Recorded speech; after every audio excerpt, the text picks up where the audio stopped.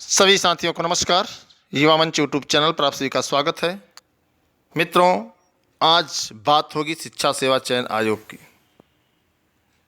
सीधे लखनऊ से एक लंबे प्रयास के बाद जो सूचना निकल करके आई है, जो संदेश है, उसे मैं आप लोगों के सामने रखना चाहूँगा और उम्मीद करता हूँ कि आप वीडियो को अधिक से अधिक शेयर कर दें।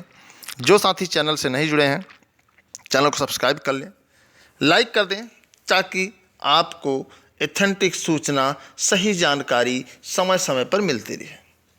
मित्रों, बहुत स्पष्ट आप लोगों को बताना चाहूँगा कि जो लखनऊ से खबर है शिक्षा सेवा चयन आयोग को लेकर के, तो शिक्षा सेवा चयन आयोग को लेकर के सारे कार्य ठप हैं। कोई भी कार्य शिक्षा सेवा चयन आयोग को लेकर के नहीं चल रहा है। कहने का स्पष्ट मतलब कि शिक्षा सेवा चयन आयोग ठंडे बस्ते में चला गया है। ऐसे में हमें आपको सोशल मीडिया सहित धरातल पर भी संघर्ष करने की ज़रूरत है। आप लोग कमेंट बॉक्स में बताएं कि आखिरकार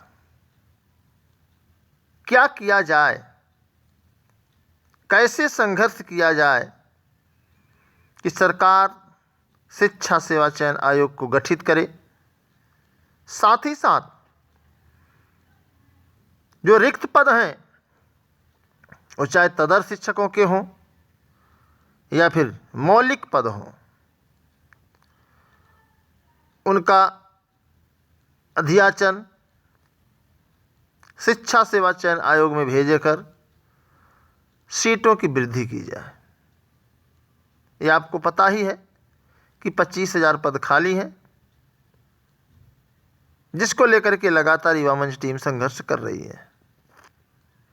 इतना ही नहीं दोस्तों, सरकार की जो आगामी नीति है, रणनीति है, सरकार सब कुछ यूं ही उलझा कर रखना चाहती है ताकि आप कुछ कह भी ना पाओ और आप बेरोजगार बैठे रहो। इस चीज़ को समझने की ज़रूरत है दोस्त। संघर्ष तो करना ही होगा, चाहे आज लड़ लीजिए, चाहे 4 साल बाद लड़ लीजिए। खासतौर से लोक सेवा आयोग के बारे में अगर बात करें तो वो गुमराह करने में कोई कसर नहीं छोड़ रहा है। यदि लोक सेवा आयोग की बात माने तो LTGIC का विज्ञापन, GIC प्रवक्ता का विज्ञापन अब तक आ जाना चाहिए, लेकिन ऐसा कुछ भी नहीं है। लोक सेवा आयोग LT का विज्ञापन भले ही जारी करेगा, लेकिन सरकार की मंशा के अनुरूप, चूँकि शिक्षा निदेशालय सरकार की मंशा के अनुरूप चलता आ रहा है और आगे भी चलता रहेगा, लेकिन शिक्षा सेवा चयन आयोग की तरह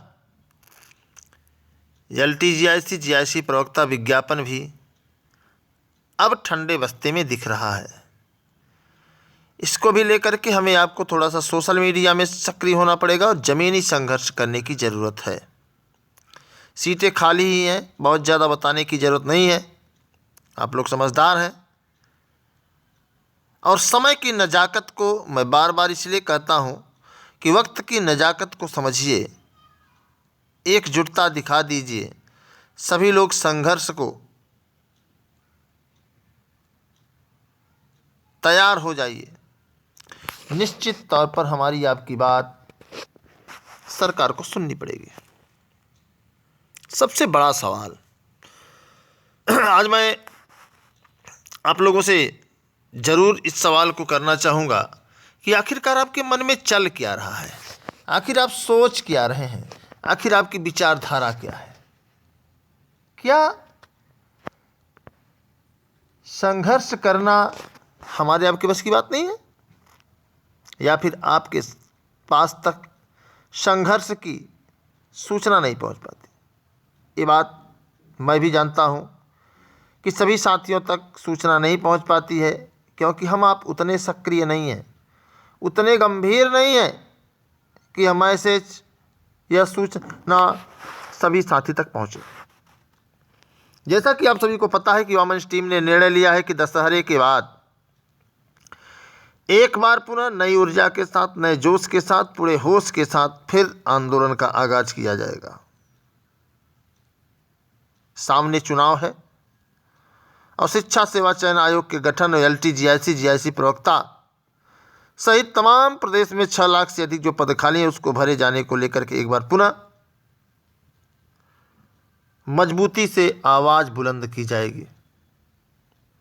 जो भी साथी हैं उन सभी साथियों से निवेदन है, अनुरोध है कि आप सब गंभीरता से सक्रिय हो जाइए।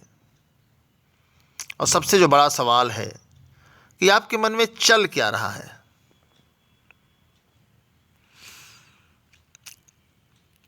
यह स्पष्ट है, साफ है कि आपके मन में जो प्रश्न चल रहे हैं वाकई उन प्रश्नों को लेकर के आप ही नहीं,